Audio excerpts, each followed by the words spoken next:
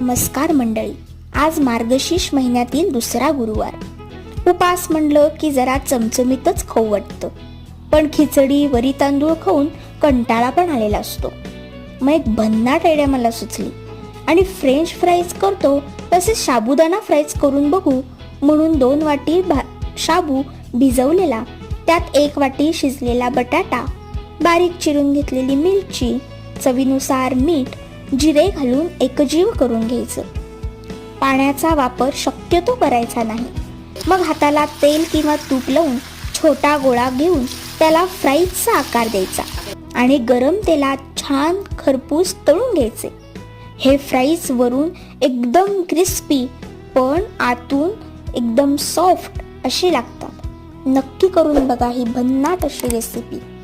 Thanks for watching. Bye bye.